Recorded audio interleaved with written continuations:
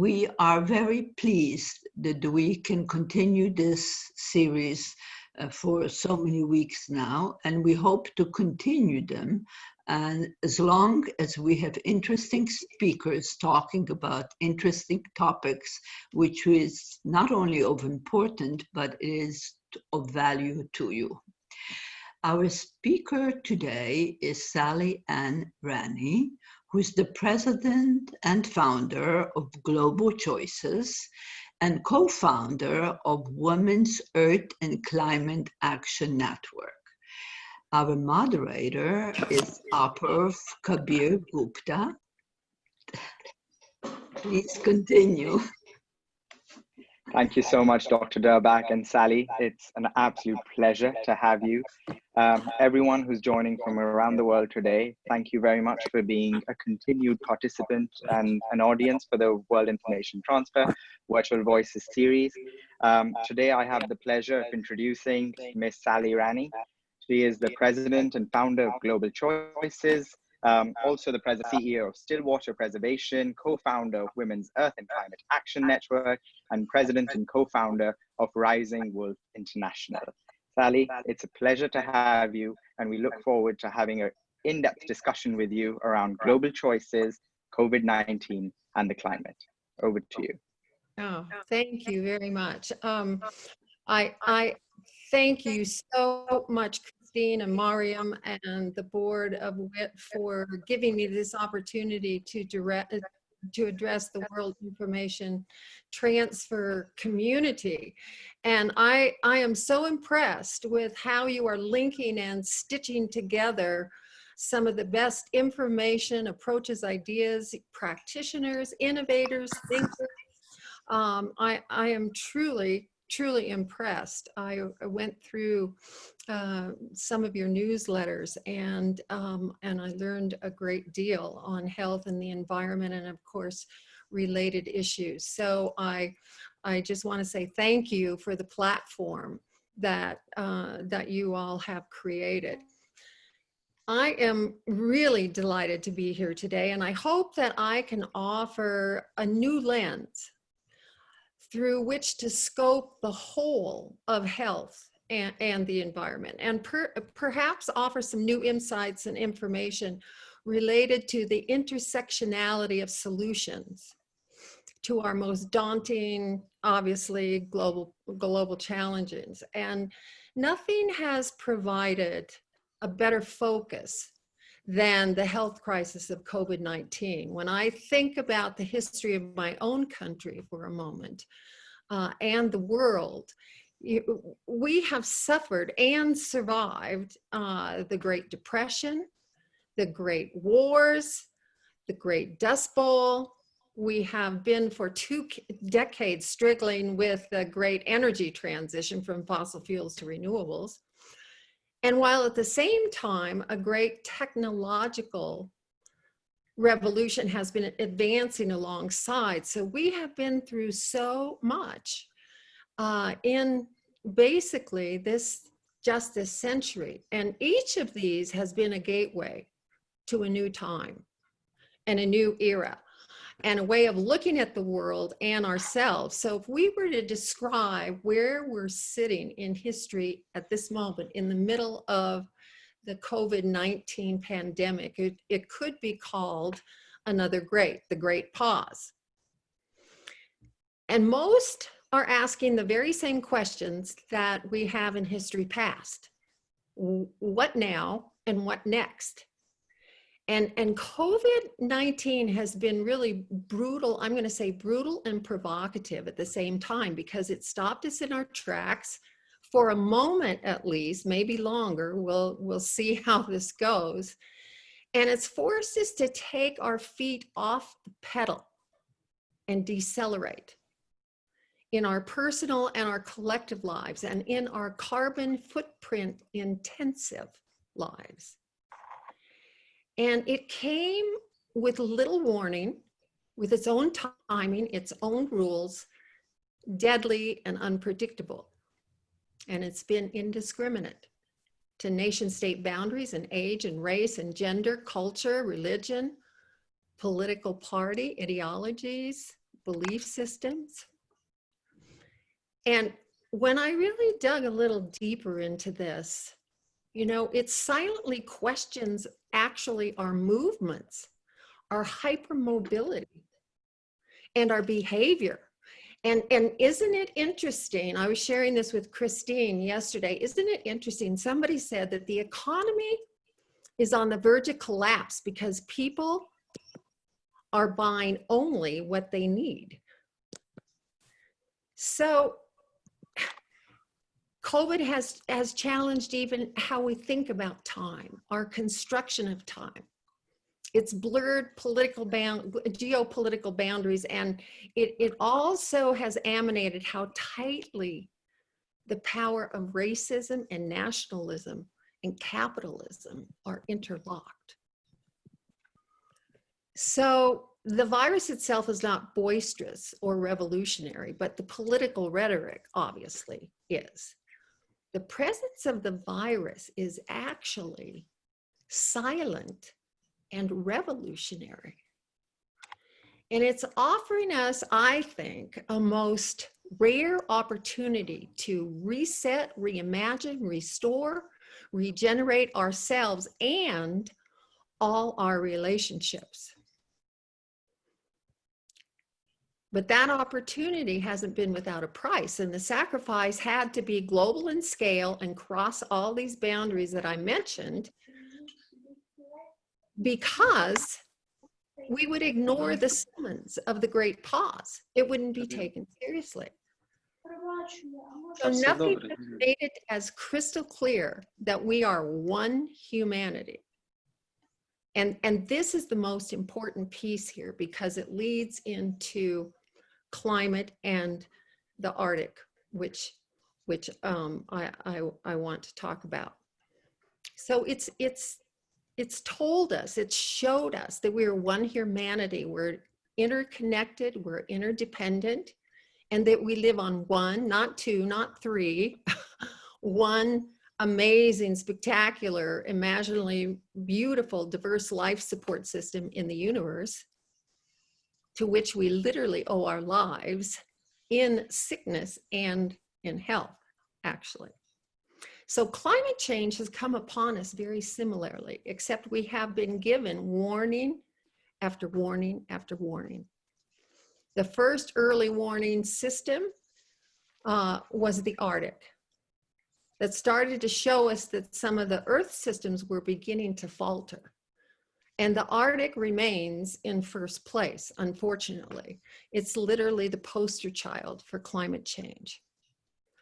Now, it's interesting that very few people, very little attention was paid to the Arctic, except for the scientists that were terrified, literally, by its unraveling. Until very recently, which you've all read about, the heat wave that hit Siberia in the last couple days with 104 Fahrenheit, 38 degrees centigrade above the Arctic Circle. And there was a study that I just read last night that was released out of the UK in the last few days that concluded that these temperatures would be impossible and less likely to happen once every 80,000 years, if not for human-caused climate change. So they also tell us that the current heat wave in Siberia is contributing to the rising of average temperatures around the world, to where from January 2020 to May, it was the second hottest ever on record. And when you look at the geologic records, which also scientists have been studying to get clues about climate change, there apparently has not been the level of CO2 emissions that we have now for about 5 million years. This came out of Bristol University in the UK. So we know that emissions are causing the melting of the Arctic sea ice and the Greenland ice sheet. But what most people don't know is how far-reaching are the effects.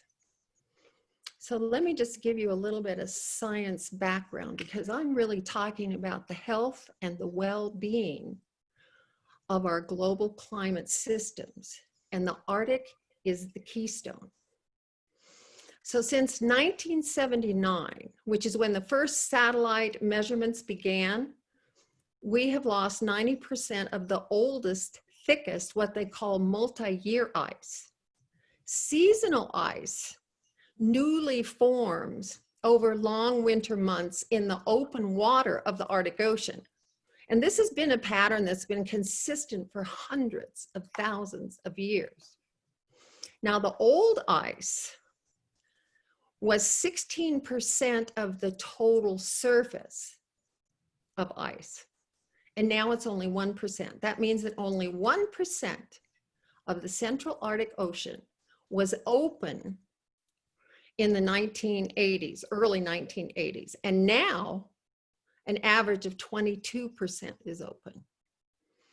So this is very important because this changes and significantly influences the albedo effect. The albedo effect is whereby melting ice uncovers, exposes dark ocean, or in the case of Greenland, dark land.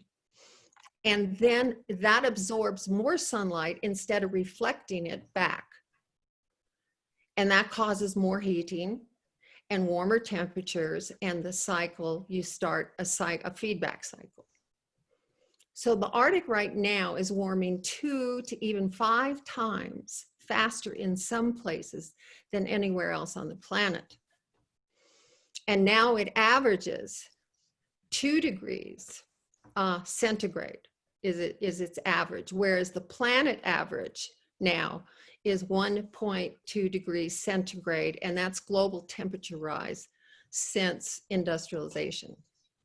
But I think more important for the global community to fully understand, and I would suggest, if there's anything you take away from today, this is it, is that what is happening in the Arctic does not stay in the Arctic. The Arctic is considered a global climate system because it influences and affects other significant climate drivers and regulators like the jet stream, the ocean currents, and the Gulf Stream. So for example, and I'm sure that there are several people here who are watching who live in Europe, the jet stream has changed due to what is happening in the Arctic, and now it's wobbly and it's somewhat unpredictable. It moves weather systems around the world, and if it stalls or blocks, that can account for very severe storms sitting in place. And one of these that many of you experienced or heard about was what they called the Beast from the East in the UK. The storm that was bitter, bitter cold and dropped about a meter of snow. It's also responsible for severe and long-lasting droughts and floods. And another recent study, so many things are happening now, studies and research, and this one was just headlined on BBC in the last couple days associated with the Siberian fires. And it states that 4 of the 6 systems which determine weather and climate in the UK are affected by what's happening in the Arctic. So the Arctic sea ice melt disrupts a lot, including ocean currents. When the meltwater of the Gulf Stream, the meltwater from Greenland ice sheet slows what they call the Atlantic meridional overturning circulation, which is the system of ocean currents that drives the climate and controls the well-being of the Gulf Stream. And so the melting of the Greenland ice sheet, if it reduces the strength of the AMOC, it makes a very favorable conditions for much more intense tropical storms and hurricanes. This work is coming out of New Zealand, Victoria University. The research is ongoing. There's also something called the Beaufort Gyre. This is fascinating because it's a major ocean current. Most people have never heard of it in the Arctic. And it is now faster and more turbulent than it's ever been because of rapid sea ice melt. And NASA shows that this gyre is trying to balance, trying to correct itself precariously because of the influx of unprecedented amounts of cold, fresh water. And that's a change that could alter the currents in the Atlantic Ocean. And then last, but certainly not least, are the El Niños, which are key drivers of global climate. And research that's ongoing now shows that larger melts of Arctic sea ice are altering the spatial pattern, the distance between basically, and the intensity of mid-latitude weather events. And this just came out in January of this year, and they're linking sea ice decline since the late 1990s with more frequent warm cycles in the Central Pacific Ocean. And so when you get the surges of ocean heating in that region, it really disrupts the climate and affects, they know this, directly affects drought, floods, hurricane patterns around the world. Another interesting fact about El Nino, if it's not operating properly because of the way it spins, it brings fish up from the bottom of the ocean, and those fisheries populations on the coast rely on as their staple source of protein. And then it's not readily available, to fishermen. And then just recently with Siberia, we've heard about permafrost. And the worrying truth about temperature rise above the Arctic Circle is the thawing of the permafrost.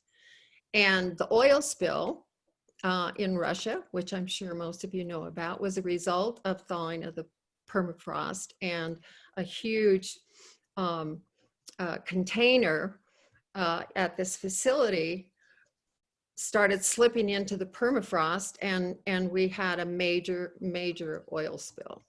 And so, and they're noticing obviously thawing permafrost in other areas. And so if this continues, if there is not intervention by radical reduction of emissions, restoring the ice, billions of tons of CO2 and methane, which have been trapped for millennia, could double the amount of CO2 present in the atmosphere right now.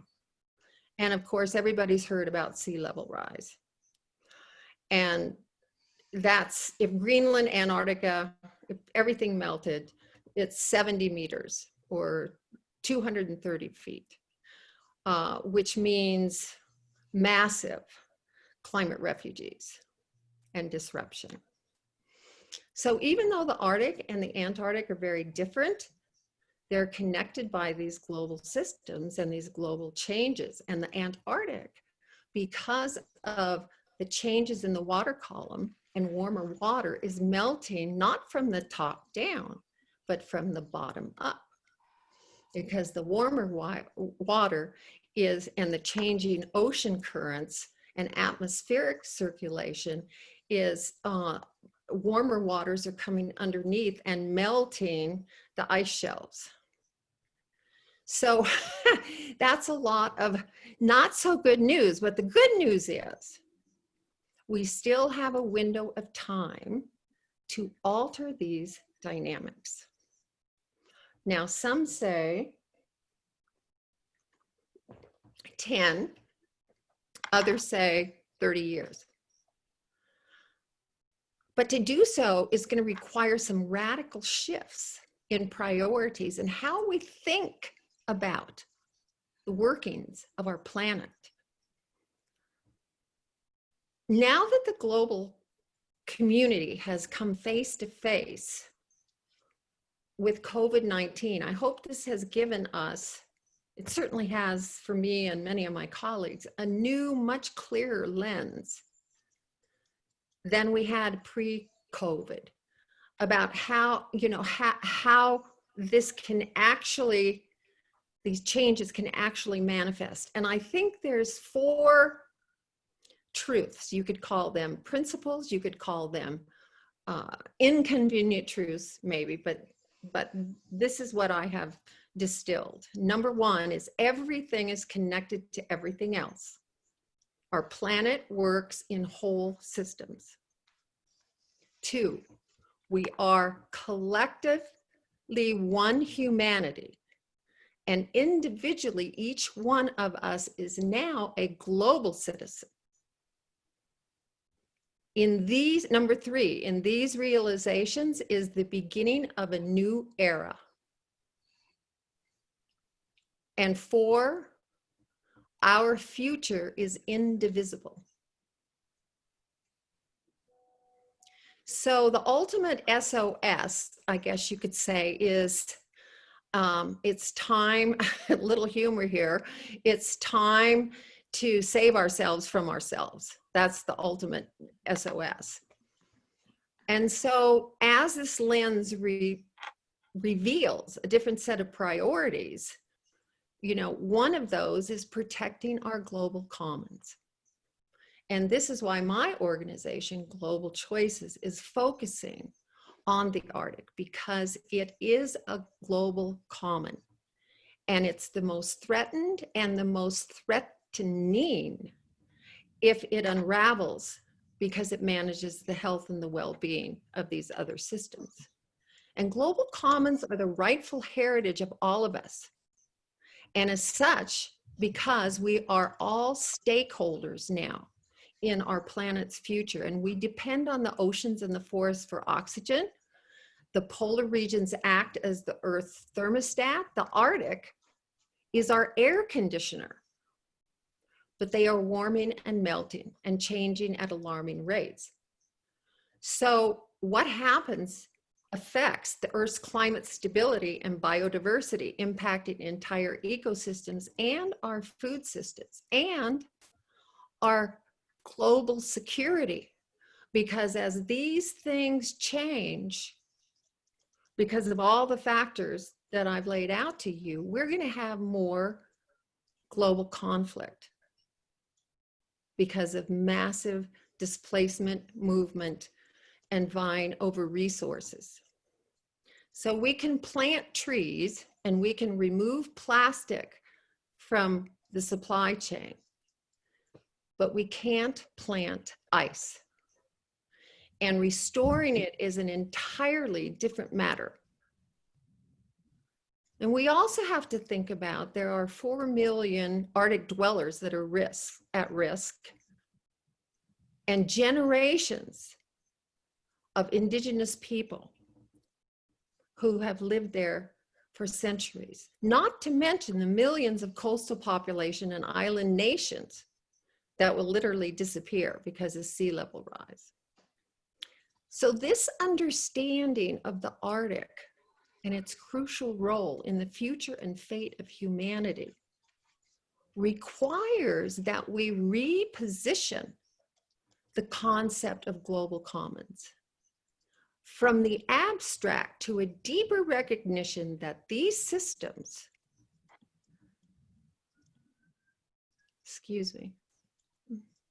that these systems materially affect us and future generations. So another example of having to reposition, look through a different lens, is population. Good. And the relation to the loss of habitats and species, which is the #1 cause. What if we looked at population with a similar shift in thinking, to take it out of the religious, the cultural, and the political arenas and conversations, and think about what is the carrying capacity of the planet, of humans, And if we did a carrying capacity study, why not use the new ecoregion concept and maps? Do carrying capacity by ecoregions. Unfortunately, I had some technical difficulties and I wasn't able to bring up some of the visuals I wanted to share with you, but when you overlay the ecoregions with nation-state boundaries, very few match. And one of our challenges, I think, in the years to come is to really look at our national boundaries in relationship to ecosystem boundaries and how much we can actually take and then how much we can give up to the systems that we need for our life support.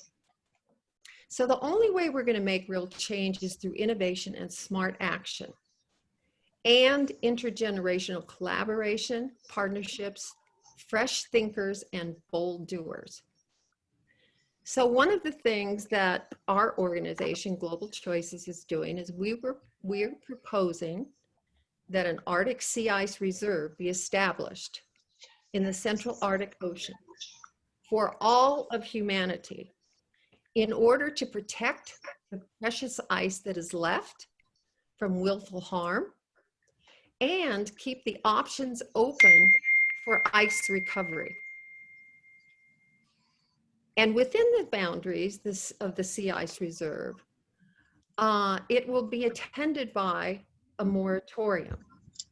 And I can't get into all the details of that moratorium, but just to say that there will be a moratorium on deep seabed mining, oil and gas exploration, artificial breaking up of the ice, except possibly for rescue purposes, and along with no radioactive waste dumping and nuclear testing.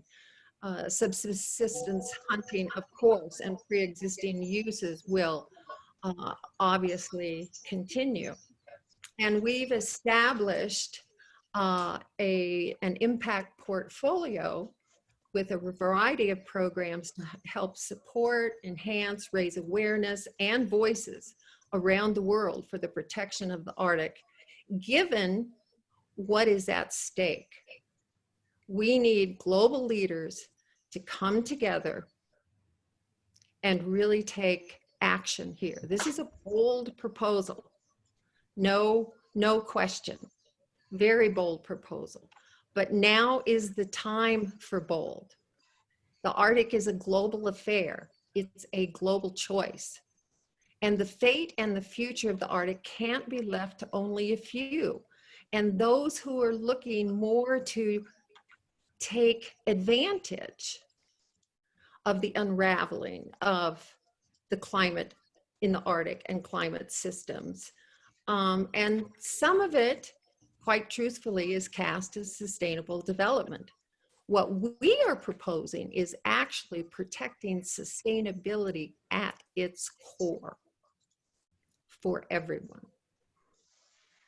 So I am so pleased to be able to share this information, to share these viewpoints with you, and ask you to really keep the Arctic in mind at the top of your list, to learn as much as you can about it, understand how it works with its sister global climate systems, and protect it as if our lives depend upon it, because they do. And our future really is indivisible. So thank you. Thank you very much. Thank you. So questions, please. Well, first, Sally, thank you very, very much for a very interesting, clear, and lucid explanation and evaluation of our current system. It's interesting that you're talking about sustainability rather than sustainable. I believe that the United Nations does, when it talks about sustainable development goals, it does focus on the various issues. Everything you said was very, very important, and I'm sure that there's many, many questions. So Again, thank you, and I'm turning on to Apurv, which is going to be asking all the other questions. Okay, thank you. Thanks, Dr. Durbach. Thank you so much, Sally, for giving us an entire sort of walkthrough of the scientific data underlying the climate action that's required in the world today. I have many questions personally. One of the questions that we have is around what you mentioned regarding the political context and the ecological context, and if we have sort of like you know, an understanding of what we need in terms of ecological balance, and we shouldn't just look at nation states. The question really is, if we don't look at it from a political context, do we lose out on who has more responsibility than others? Because, you know, as Dr. Durbach can attest, having championed the climate agenda at the UN since so long, it always boils down to sort of who shares more responsibility. And is it right to sanitize the entire political context when talking about climate change? Can we genuinely do that? Well, obviously, you know, the top 4 emitters, you know, the question of liability and accountability comes into play here. And particularly if we want to make that tangible, particularly if you were talking about the damage of global systems, we have in Global Choices, we have an intergenerational network, but it is all young women. It's called Arctic Angels.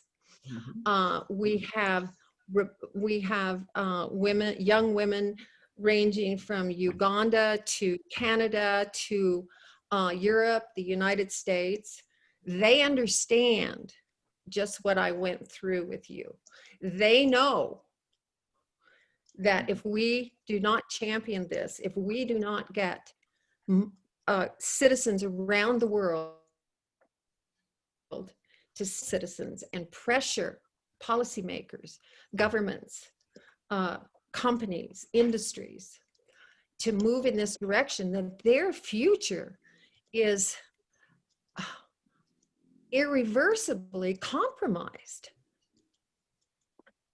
And so, Sally, why only global girls? I mean, in my opinion, I think you really need to get young men involved, because it's the young man and woman that create the families and create the consistency of this planet. And maybe you should need to have Arctic male angels, not just Arctic female angels. Well, angels can be male or female. We have started with young women because the balancing of the feminine energy and the male energy is in process right now. The feminine energy is arising. We're seeing more and more women in places of authority, as heads of state, in parliament, CEOs of companies, etc. And the UN actually did a study on when women are in these positions, what actually happens. They get better environmental laws, they get better childcare, they get better education, etc. So with this rising of the feminine, not at the exclusion of male energy at all, we're helping in this balance. And we've had discussions about this. This core of young women right now is the founding core of Arctic Angels. And we're going to be reaching out to as many countries as strategically as possible. And we do have some young men who want to join. And so your point is well taken, and it's not at the exclusion, but we're starting with that feminine energy core. And what about politicians? How do you think that we can move the political realm from me to what's good for the future? Mm-hmm. Yeah, that is a tough one. That is a tough one. We have to, wherever there is democracy that isn't compromised or manipulated, we have to vote, vote, vote, vote, vote. And we need, now that Biden has presented his $2 trillion climate/energy action plan, he's actually counting on people to be climate voters. Vote climate. Anybody in our system, and actually in any parliamentary system or our congressional system, if they are not actively talking and promoting and supporting climate change solutions, renewable energy scaled up as quickly as possible, and investment there, in regenerative agriculture, again at scale, and restoring natural infrastructure, creating jobs around all of that, vote them out of office. Sounds very promising. Let's hope it matters, and let's hope that it's followed through. And it's very well taken as well, given, Sally, if I remember correctly, you've worked with 3 presidents, including Ronald Reagan, who also sort of appointed you to the Commission of the American Outlaws. So I think, yes, I think there's a sizable effort that's required in dealing with policymakers, in appointing people conscious of time. And we probably have sort of one last question. Sally, since many years, you've been sort of running an internet web series on climate change called A Matter of Degree. I just want to get your perspective on sort of, have you focused and have you seen the shifts in population in the kinds of people, you know, as a young person myself and you know, my friends, we get it because we've grown up through it and we realize the dangers and we know what's at stake for our own future. But sadly, we're not all in positions of power just yet. There's still a couple more years to go for us to get into that position. But when you speak of intergenerational partnerships that your organization champions, to what extent are members of older generations also actively understanding this issue now? There are more and more. I'd say that because, and I'll have to say, more women coming forward than men in that regard, because there has been, I would say, over the last 20 years, but really more the last 5 years, there's been a real awareness around climate change, because almost everybody has experienced a violent storm of some sort, or has been flooded, or has, so just here where I live up on a plateau. I lost 2 trees in the last 2 days to these micro burst winds.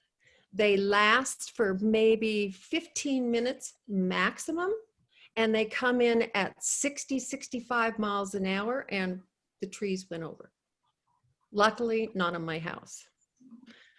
But these are the kinds of things that are shifting, and people start talking about it.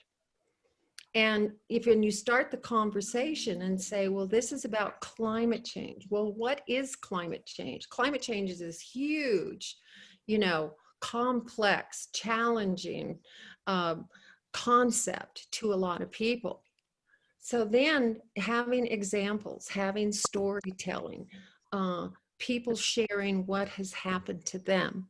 With the Women's Earth and Climate Action Network, we work with Indigenous women primarily on the front lines of climate change in Ecuador and Brazil, in the Amazon, in the tar sands region of Canada, all over the world. And they are remarkable lenses, I'll use that word again, to learn about where we have gone off the rails and how we've managed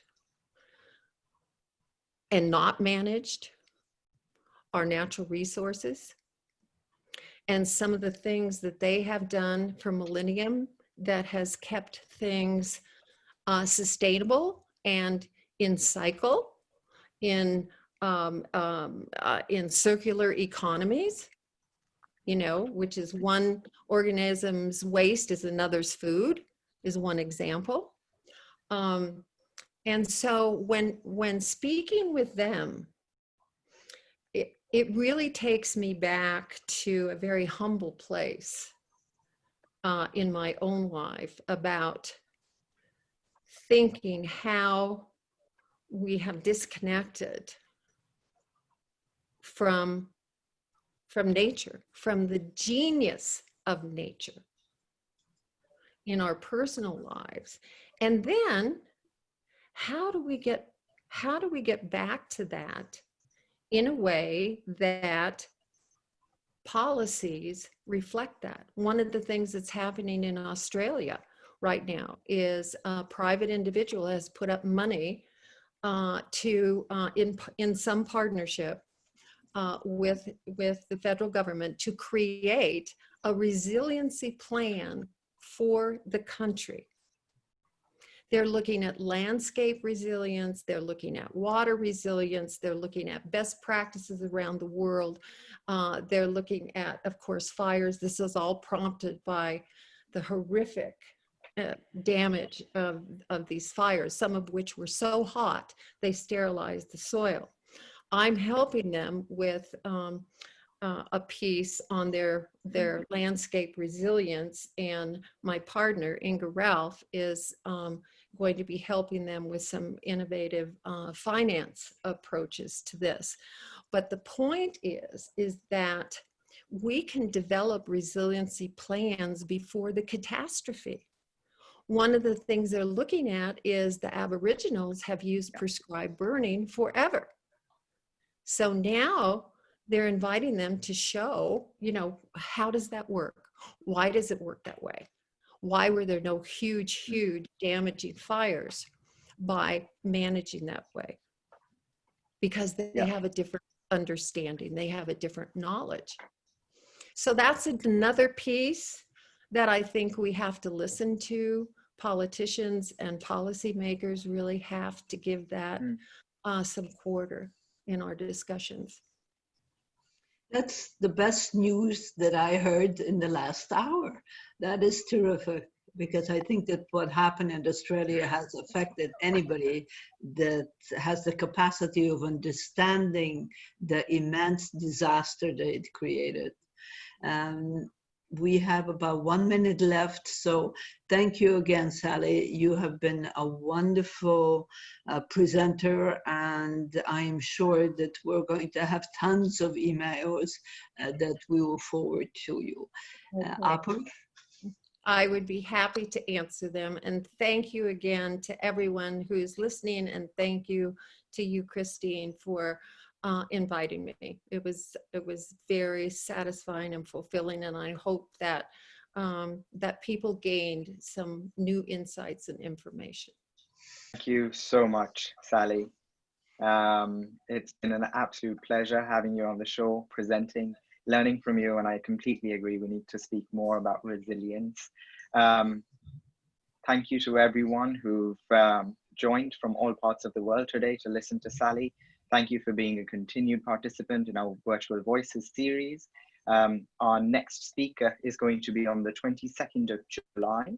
It is Miss Carol Wenyama, platform capitalized by 28 African countries. So we look forward to speaking with you then. And once again, Sally, from all of us at World Information Transfer, thank you very much for taking out the time.